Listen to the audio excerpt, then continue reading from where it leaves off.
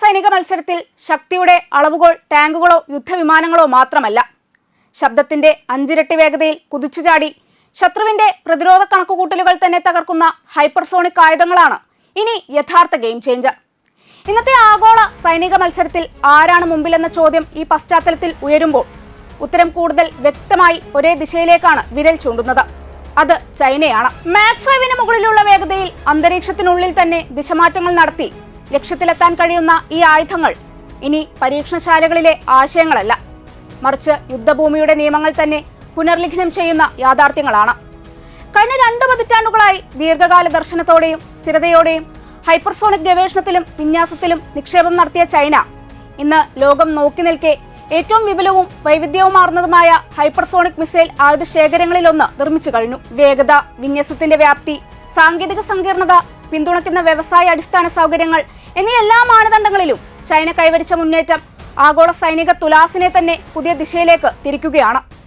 Hypersonic യുഗത്തിലേക്ക് ലോകം കടക്കുമ്പോൾ അതിന്റെ വേഗതയും ദിശയും നിർണ്ണയിക്കുന്നതിൽ ചൈന ഇനി ഒരു പങ്കാളിയല്ല, പകരം ഒരു മാനദണ്ഡം സൃഷ്ടിക്കുന്ന ശക്തിയായി മാറിയിരിക്കുകയാണ്.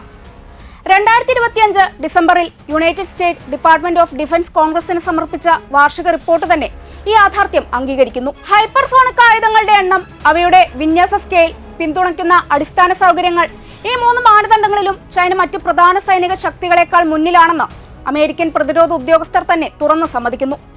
മാക് 5 മുകളിലുള്ള വേഗതയിൽ സ്ഥിരമായി പറക്കാൻ കഴിയുന്ന മിസൈലുകളുടെ വലിയ കുടുംബം തന്നെ ചൈന ഇതിനകം വിന്യസിച്ചിരിക്കുന്നതായാണ് റിപ്പോർട്ട് നിഗമനം. ഈ മുന്നേറ്റത്തിന്റെ യഥാർത്ഥ ശക്തി ചൈനീസ് പ്രതിരോധ വ്യവസായത്തിന്റെ അസാധാരണമായ സമഗ്രതയിലാണ്.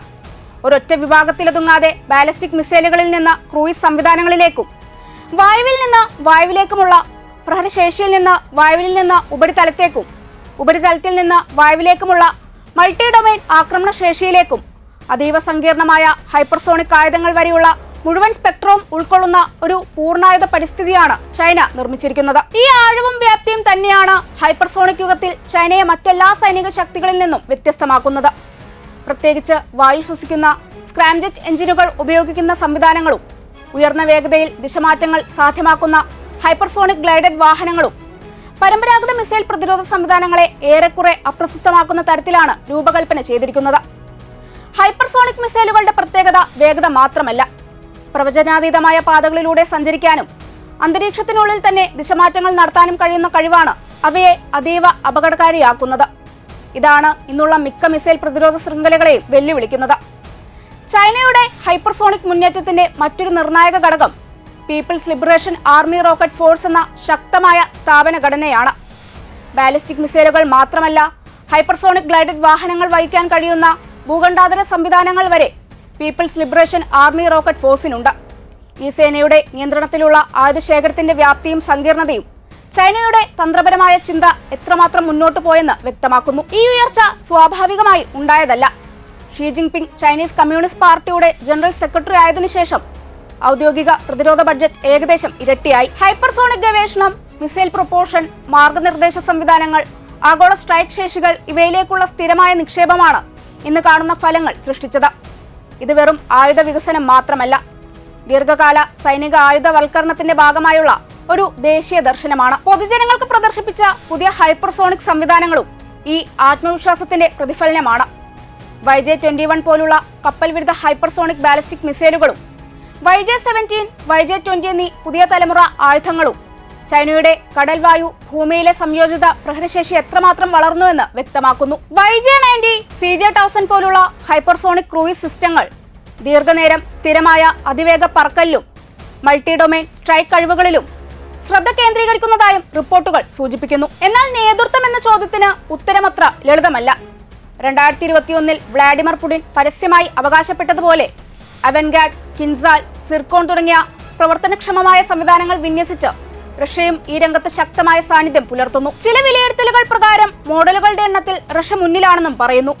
എന്നാൽ സൈനിക വിദഗ്ധർ ചൂണ്ടിക്കാണിക്കുന്നത് പോലെ യഥാർത്ഥ നേതൃത്വം നിർണ്ണയിക്കുന്നത് മോഡലുകളുടെ എണ്ണം മാത്രമല്ല, വിന്യാസത്തിന്റെ വ്യാപ്തി, ആയുധങ്ങളുടെ വൈവിധ്യം, അവയെ പിന്തുണയ്ക്കുന്ന വ്യവസായ അടിസ്ഥാന സൗകര്യങ്ങൾ എന്നിവയാണ് എന്നാണ് റിപ്പോർട്ടുകൾ. എന്നാൽ ഹൈപ്പർസോണിക് ആയുധ മത്സരത്തിൽ ലോകം ഇന്ന് സാക്ഷ്യം വഹിക്കുന്നത് ചൈനയുടെ മുന്നേറ്റത്തെ മാത്രമല്ല, മറിച്ച് റഷ്യയുടെ അപരാജിതമായ ആധിപത്യത്തെയാണ്. ഈ എല്ലാ ഘടകങ്ങളും ഒന്നിച്ചു നോക്കുമ്പോൾ ഹൈപ്പർസോണിക് ആയുധരംഗത്ത് ചൈനയെ ഇനി പിന്തുടരുന്ന രാജ്യമെന്ന് വിശേഷിപ്പിക്കാൻ കഴിയില്ല. മറിച്ച് ആഗോള സൈനിക മത്സരത്തിന്റെ ദിശ തന്നെ രൂപപ്പെടുത്തുന്ന ഒരു കേന്ദ്ര ബിന്ദുവായി ചൈന മാറിയിരിക്കുകയാണ്.